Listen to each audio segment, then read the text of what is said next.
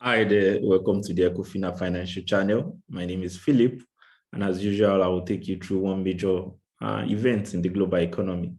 Remember to click the subscribe button and set up the notification so that you can get regular updates from this channel. Today, we'll be looking at what you should do now that the US stock market is practically bleeding. There's a lot of market sell-off, and a lot of people are confused as how they should react to the sell-off in the stock market. First, we'll look at what is causing this, what is the cause of this market sell-off, and then we'll look at what you should do now that you can see what is happening. So now, what is causing it can be traced to inflation. Now, the inflation rate in the US is at an all-time high, at least is higher than it has been for more than 30 years because as at the end of December 2021, inflation was at 7.04%.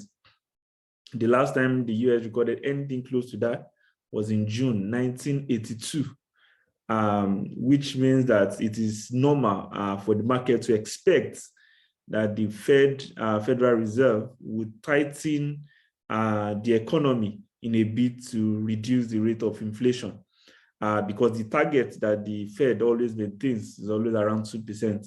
Now, the inflation is as a result of spending to help the recovery during the coronavirus pandemic. But with inflation at this rate, it is too high, and there will be some tightening sometime in future. And it looks like it's going to be very, very soon. So the market is already reacting to that.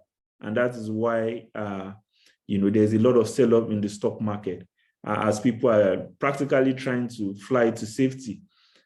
Because when the tightening happens, many people would probably favor investment in bonds, favor investment in other such instruments, because you should see a raise in the interest rates, which will make other instruments more attractive, or at least attractive to many investors.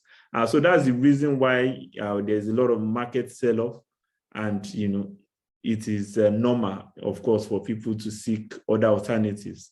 So now that you know what is causing it, what should you do? The first advice we would give you is that you make sure that your stock portfolio contains defensive stocks. And not just for now, always make sure that you diversify your stock portfolio enough to be able to weather storms, because even though this is happening now, at different times in future, you might also experience this.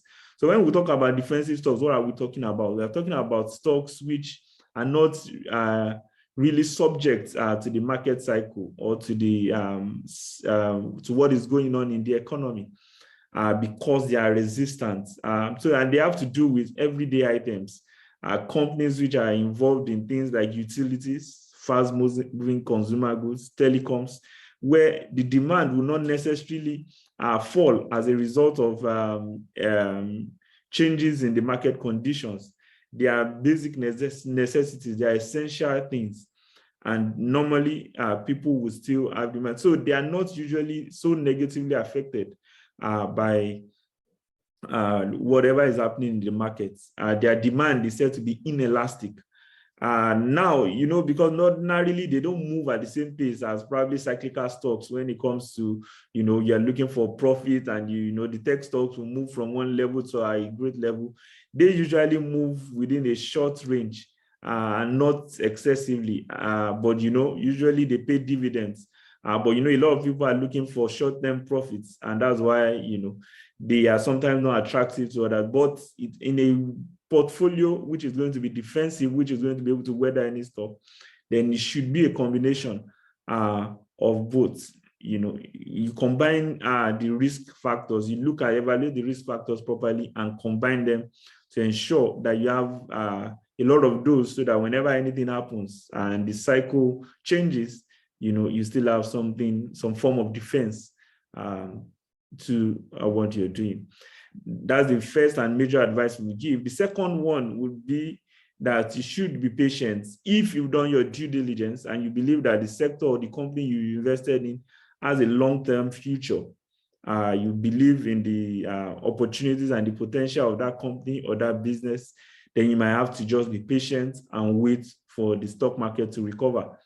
So patience is the other thing we advise. If you are sure, if you've looked at you did your due diligence, you've done your due diligence and you're sure that the investment is in something that you expect to recover in future, then patience will work for you. But going forward, which is our last advice, make sure you buy quality stocks always. Yeah, whether it's the defensive stocks when you talk of consumer staples, utilities, healthcare, and you look at the companies where you can buy, or even when you have to invest in a new sector, in a cyclical sector, make sure that you're investing in a company with sound fundamentals so that whenever anything happens, even if there is a sell-off, it will just be short-term, but the future will always be bright. So that's it on this edition. We just thought we should give you that advice, and we'll be back with you next time. Remember to subscribe to this channel so that you can receive regular updates.